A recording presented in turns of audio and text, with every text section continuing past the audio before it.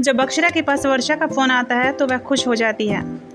अक्षरा वर्षा से पूछती है कि आज खिली खिली क्यों है और चहक क्यों रही है।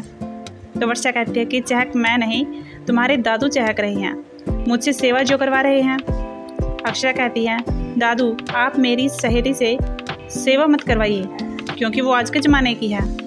शौर्य कहता है, समझता हूँ मैं, वर्षा ने खूब सेवा करवाई है, एक अच्छी पत्नी है वर्षा। वर्षा कहती है, तेरे दादू ने मेरी पढ़ाई में बहुत हेल्प की है। फिर अक्षरा से वर्षा नैतिक जी के बारे में पूछती है तो अक्षरा बताती है, ठीक है, बस कभी नीम तो कभी शहद बन जाते हैं। फिर वहाँ पर थोड़ी देर के बाद अंशु आ जाता है और फिर पूछता है कि मेरा हलवा कहाँ है।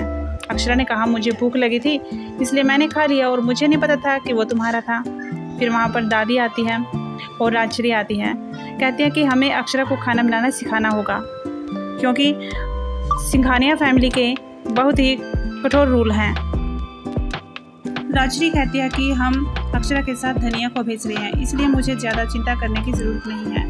फिर दादी कहती है कि हम धनिया को क्यों भेजेंगे, क्या उसकी अपनी ज़िंदगी नहीं है, क्या आपने धनिया से पूछा है।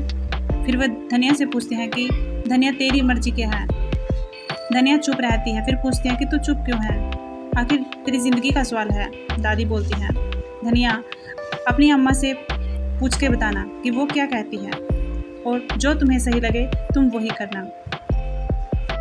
अंशु उस कपड़े को देख लेता है जिस पर चढ़कर नैतिक जी ऊपर आए थे और अंशु को वहाँ से फिर अक्षरा भगा देती है कि कहीं वो देख न ले। फिर अक्षरा धनिया से कहती है कि तू चुप चुप क्यों है।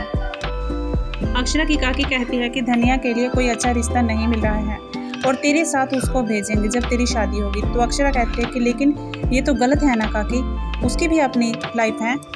जब धनिया बाहर जाती है तो राजश्री कहती है कि भोला तुम्हें बाहर छोड़ कर आएगा क्योंकि रात हो चुकी है, लेकिन धनिया मना कर देती है, कहती है कि भोला को देखकर लोग चार बातें सुनाएंगे। फिर वर्षा कहती है कि आज मुझे माँ की बहुत याद आ रही है। तो शौर्य उनके पसंद का खाना लेकर आता है, ये लो तुम्हें माँ की ज़्यादा याद नहीं आएगी। फिर वर्षा कहती है कि मुझे उनका आशीर्वाद में भी चाहिए। शौर्य कहता है कि हम दोनों वापस घर जा रहे हैं ताकि तुम्हें सबका आशीर्वाद वहाँ पर मिल सके। फिर अक्षरा तैयार होकर लाइब्रेरी के लिए चली जाती है। जल्दी जल्दी में उसकी टक्कर उसकी माँ को लग जाती है। उसकी माँ कहती है कि तुम पढ़ाई के लिए कितनी बदल गई हो, तुम्हारे पैरों की चप्पल भी अलग अलग है। फिर दोनों माँ बेटी हंसने लगती हैं।